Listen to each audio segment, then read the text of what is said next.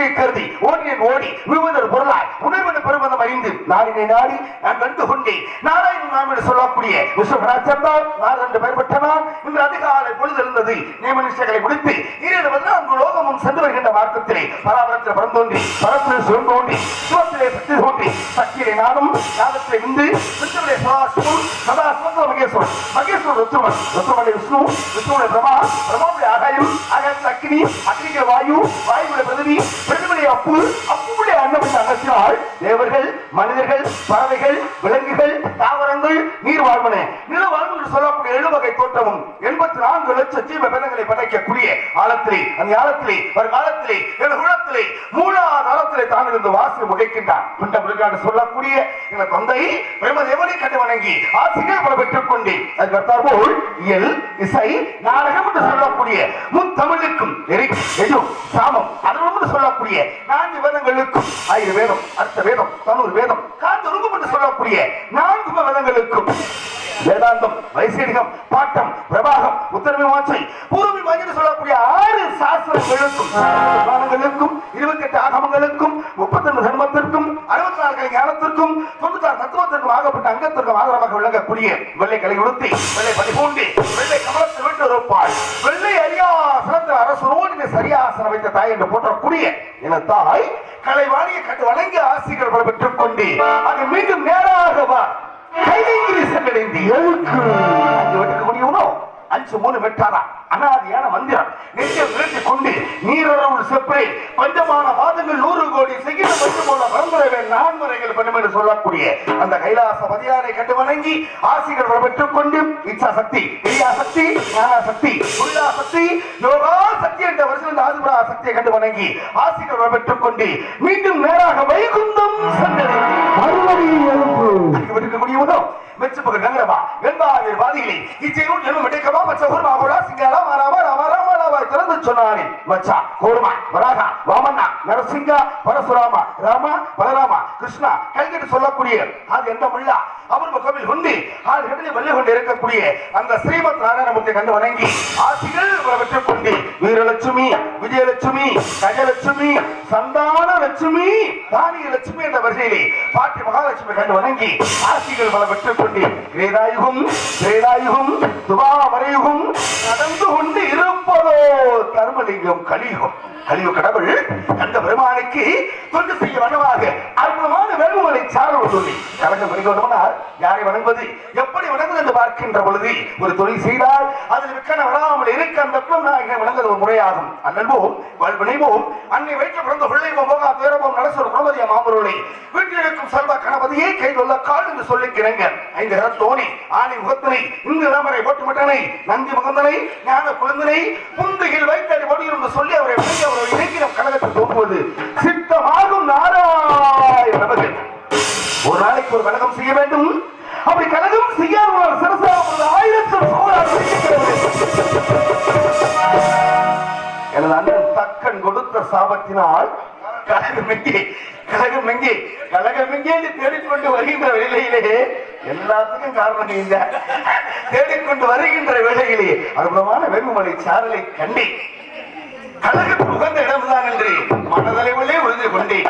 அது இருப்பினும் கூட இந்த உலகத்திற்கும் என்னுடைய கழகத்திற்கும் கீர்த்தி அளிக்கக்கூடிய எல்லாம் வளர்ந்த நாயக பெருமானை எல்லாம் வளர்ந்த மகா கணபதியை எல்லாம் வளர்ந்த சொர்ண நாயகரை 2.5 சுதிகளை போற்றி பாடுவோம்.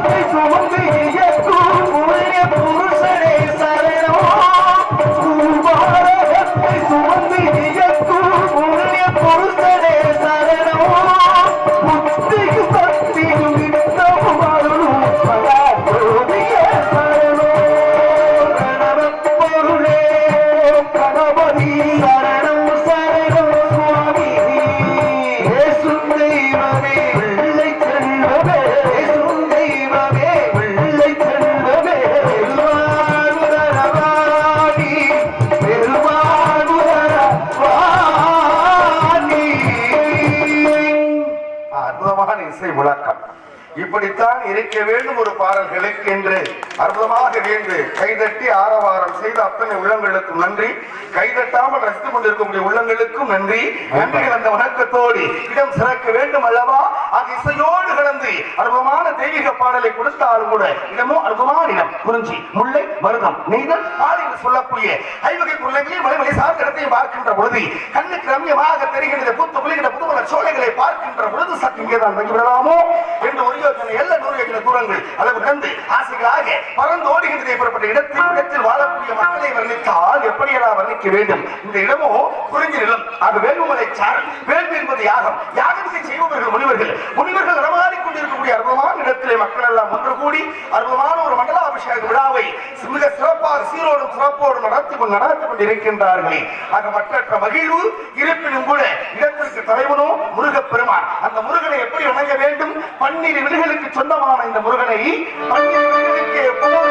அந்த முருகப்பெருமானை விநாயகனை தொழுதாலும் அந்த முருகனைத்தான் தொழ வேண்டும். இந்த இடத்திலே முருகனுக்கு சொந்தமான இடம் அல்லவா இது?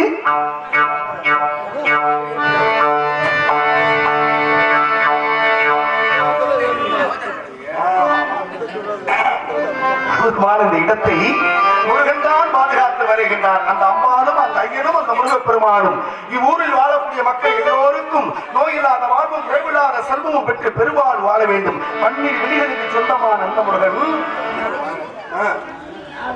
ஆமாம்.